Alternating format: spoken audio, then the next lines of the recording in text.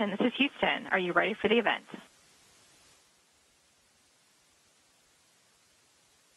Suni says we're ready, so we are ready. White House, this is Mission Control Houston. Please call station for a voice check. Station, this is White House. How do you hear me? White House Station, welcome aboard the International Space Station. We have you loud and clear. Thank you so much. Good afternoon. My name is Kota Mizutani, and I serve as a senior advisor for the White House Office of Public Engagement. It is my pleasure to welcome and thank everyone who's tuning in for this special event from the White House with NASA astronauts Suni Williams and Butch Wilmore on the International Space Station. Thank you for the warm welcome. We have an amazing conversation lined up today, and I want to thank our astronauts for their bravery, their wisdom, and for their time.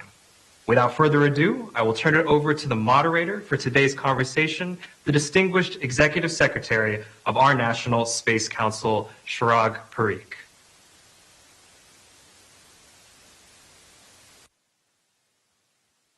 Well, thank you so much, Butch, Suni. Greetings from planet Earth. Greetings from the White House. I've spent a lifetime talking to people about space. It's such an honor and privilege to be talking to people in space right now. President Biden, Vice President Harris, and the entire team here at the White House are so thrilled, so proud of the accomplishments that you guys are achieving. We're going to remember your mission for a very, very long time. And your mission is helping us continue to transform America's leadership in space and our nation's access to space. Your work to help design and build Starliner, your bravery in taking this inaugural test flight, something only 10 Americans before you have ever done, demonstrates the ingenuity and bravery that deepens American leadership in space. And we can't thank you enough for what you're doing. And I can't think of anyone better to demonstrate this leadership than the two of you. And also, Suni, as a girl dad of a 3-year-old toddler who thinks she's a teenager right now, it's awesome to know that she has going to grow up in a world that has someone like you as a role model along the way. So thank you so much for what you're doing. And I know that there's a lot of other parents and kids all around the world that are feeling the same way that I do right now. And I'm excited to hear more about how the mission's going. And we have some questions from people all across this country who want to talk to you and know how's it going. But before I do, maybe let me turn it over to the two of you for some opening remarks. Well, I can tell you, it is an honor to share this time with y'all as well. And yes, it has been an interesting several days. It's been a wonderful several days. And Suni and I also, and I'll use that word again, feel honored to have the opportunity to share in this together, sharing this with all of those that at Boeing and at ULA and at NASA that have put their all into this. Time and again, we've met different challenges and have met those challenges with a path to success. And here we float at the International Space Station together, having accomplished a large part of the mission, a very important part of the mission, the launch, the rendezvous, all the test points that we did coming up here. And to share some time with you is, like I said, special as well. And I can tell you, I must have some pretty good communication gear there at the White House, because that's the clearest sound I think we've heard since we've been here. I just want to echo Butch's words. It's just an honor to be here. It's an honor to talk to yourselves on the Space Council. It's an honor to talk to everybody who's out there interested and looking and watching. You know, we have huge shoulders that we stand on. You know, the people that came before us, you know, just paved the way. We've worked really hard with our NASA and Boeing counterparts, ULA, to get on an Atlas V and launch us up here. It was an amazing ride. We can talk about that forever if you want to talk about that. Technical stuff is pretty awesome and cool. But just in general, you know, putting humans in space, you know, I said it right before I left, is a miracle. You know, humans orbiting the planet is just a miracle. And it takes, you know, millions of pieces and parts to get together to make that happen. And it's pretty amazing. And we're just honored and lucky to be here. as part of the little piece of the cog in the wheel that has made this possible for us to be part of this team. Oh, wonderful. And hey, thank you so much for those remarks. Absolutely. Without our industry partners, without our colleagues here on the ground across the country at NASA, and even our international partners, none of this could be possible to be able to see these achievements. So thank you so much for those great shout outs there. So let's start with a few Q&A questions along the way here. First one is, why is it important for America to have two unique crewed systems for the International Space Station and for low Earth orbit? Yeah, it's a great question. We've serially had spacecraft coming to space and obviously to build the International Space Station, and now we have two different spacecraft who are able to come to low Earth orbit to the International Space Station and take people up here or take people just to low Earth orbit for whatever commercial purposes. And that capability, as we opened up the commercial crew program, we gave sort of vague requirements to allow American ingenuity to solve the problem. And, we've been lucky enough, up here on the space station right now is a Dragon, is Starliner, and is a Soyuz spacecraft. 3 spacecraft that take humans to space. And when you see and go in each of them and talk to each other about how these spacecraft operate and work, they're all different. And checking out that ingenuity and fostering that excitement for space in a way that would get college kids, high school kids, and even elementary kids pretty psyched about space all over the world. I think this is the role of the leader of spacefaring nations, to get more and more people interested, involved, and from there, one question after another gets asked and answered, and it just perpetuates itself. All right, great answer. Another one for you here, Suni. First audience question here, and this is coming from Matthew from San Francisco, California. He asks, how does it feel being the first woman and the first Asian American astronaut to fly on a test flight? What would you say to younger Asian Americans and also younger at heart who look up to you? It's a loaded question because there's just qualifications for the job, right? And it doesn't really matter who you are. I think that's the biggest thing when I'm talking to kids, it doesn't matter who you are, where you came from, what your ethnicity is, what your religion is. If you can do the job, you can do the job. And I challenge people to just get out there and do it. And don't let anybody else tell you no. If you can do it, why not do it? And, Butch reminds me every now and then when we get these types of questions, it's sort of funny because I don't think I'd be here unless he thought I was good enough to be here, and our whole team thought I was good enough to be here. So, I just want to do the job, and I think anybody who is really committed and ready to go can do the same thing. I'll add that it is a unique position she's in, absolutely, and I'm honored to also share this with her. But I can tell you, when we sit in that capsule side by side, where we come from, what we look like, how long our hair is, how short our hair is, none of that matters. All that matters is knowing your spacecraft absolutely in an integrated fashion as best as you possibly can, so you can deal with any and all contingencies. The ground, Mission Control, operates this spacecraft. We support them in operating it. But when it comes to flying it, they support us in flying it. And the person sitting in the right seat, person sitting in the left seat has to be capable. And that's what I understand and I get it. And it is a unique position. I'm grateful to share it with her, like I said. But capability, and she's the person to be in that seat. And I'm honored, like I said, to be there with her. I will say, add one more comment to it, though. I think we are very blessed and lucky to live in the United States of America. We have these opportunities that can be given to anybody. I know that's not the same all over the world. I wish it was, because it really doesn't, again, matter where you come from, what you look like, what your ethnicity is, what your religion is. In our country, these opportunities are out there, and you can take them if you want them. Those are both like she said. Both excellent points. That's okay. Go ahead. Oh, no, please keep going. This is a great conversation. Well, I was just going to say, I mean, it's in our national anthem. We are one nation under God, indivisible. That's what we are. And you put that combination of those three together, and you do some pretty amazing things. And that's what this nation was built on, and that's what this space program, our human space program, space flight program, continues to forge forward, and it does just that, working together for the common good of all.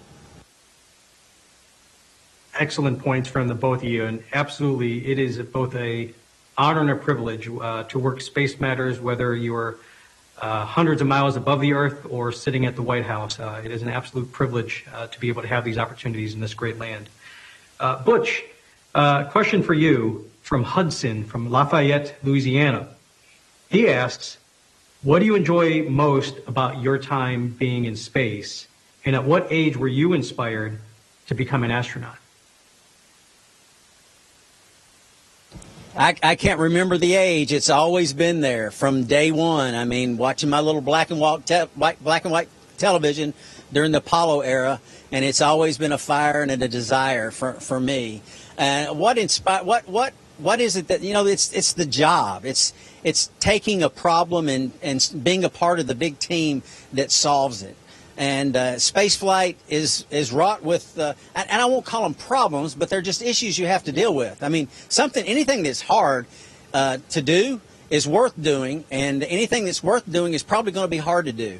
So, and that's space flight. That's human space flight. There's a lot of issues that in human space flight that we deal with that other space flight satellites and such don't have to deal with. And that's because we are fairly important commodity as humans, and preserving that, preserving life, and preserving the capability and redundant systems upon redundant systems to make sure that that's the case is what we work with. In failure modes, if that fails, what happens then? And then we theorize, well, since we had that failure, now what if we have this, and this failure? How are we going to handle those? And coming up with a plan to do that.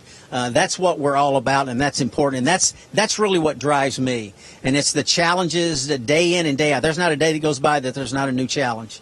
And that is thrilling and exciting. And it's working together. I don't know that I'll remember as much what we've done and accomplished as really who we've done it with and shared it with. I think that's the memory that I'll be holding. Wonderful. Thank you so much. We have a couple of questions left here with the short time windows that we have. Thank you to Dr. Kepler there. Suni, Swati from Cincinnati, Ohio, asks if you could share any insights or experiences from your space missions that influences your perspectives of living back here on Earth.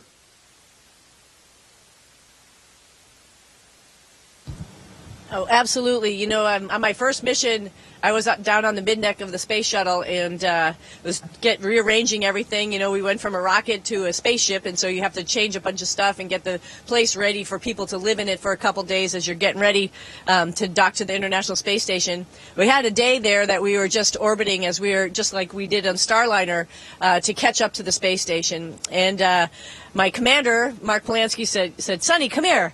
And I flew up the stairs, and I was like, "Oh my God, I don't have to walk up the stairs. This is pretty amazing. This is so cool." And that just was awesome. And I hadn't looked at myself in the mirror yet, but I flew up the stairs, and then I saw the planet, outside the shuttle windows, just like Butch and I saw the planet outside of our window on Starliner, or as you see out the windows right here on the International Space Station. And you look down at it, and you're just like, "Whoa, they're right." In elementary school, they said the Earth is round, and it absolutely is. And I'm saying that sort of as a little bit of a joke, but just that ability to see that and that reality was like, wow, there are people on Earth, centuries ago who figured all this out, and they didn't have to have the opportunity to come to space, but they tapped into their mind and they figured out things, and it was like, wow, this is just amazing. And it makes you think about what the human brain can actually do if you use it in a proper way and really study and think about stuff. You can think of abstract thoughts that are not quite at your eyeball.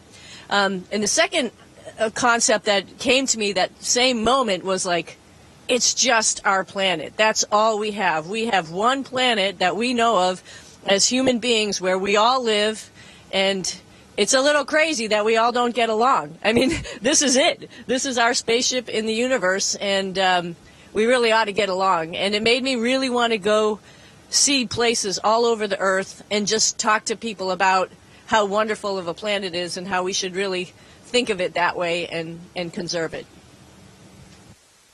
Yeah, that's amazing, and particularly when you think about the overview effect that people such as yourselves have the opportunity to experience. We hope that you're able to convey and share that type of experience around the world, because absolutely from space there are no political boundaries, and it's just planet Earth. So thank you so much for that element there.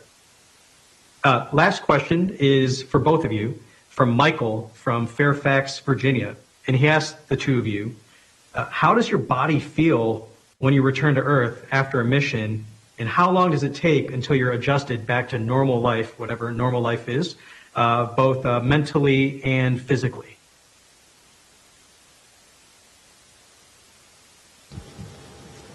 When you've been in space for a little bit, gravity is not your friend. But you adjust, right? The human body is truly amazing in its design. That you've neurovestibular, your balance in your semicircular canals is where we get our balance, and it takes a little bit of time for them to get adjusted back to gravity. And once they do, you're fine. And it's different for different people. A couple of hours for some, a couple of days for others. So it is a process. But there's no better place to be than on Earth. It's great to come here and visit. Yep. It's great to come here and visit for extended periods of time. But Earth is where home is. Earth is where family is. Earth is where we build a lot of those memories and working together to get here and go other places. Yeah, you know, it's interesting. We were born on Earth. We were formed on Earth, and so our bodies, everything about them is about gravity. And so being able to come up here and live in space, it takes a little adaptation. And likewise, once you've been here, your human body, which is amazing, can adapt to living here. And so going back to Earth, it's a little tough. But like Butch said, you know, you can't escape gravity, and so when you get home, you just adjust to it. When I was on my first mission, which was almost 200 days, it took almost that many days for me to feel like I wanted to run as fast as I could before I left. It's, you know, it's a phase thing. Like Butch said, neurovestibular. Also just being tired, because like all those little muscles, your balance muscles, you don't have to use when you're up here. When you get back, your body is stressed out a little bit and has to understand all that.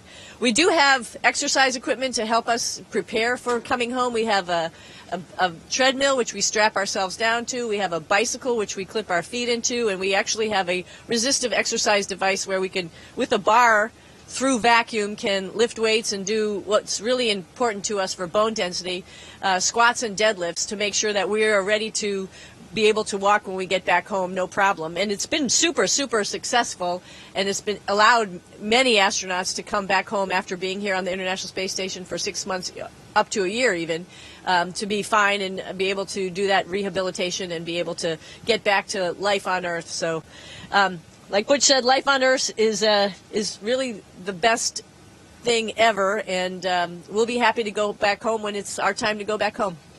Well, Butch, but Suni, you can't do this on Earth, so this makes it special. Well, Butch, Suni, we're looking forward to welcoming you back here on Earth. We're also looking forward to having you come visit us at the White House.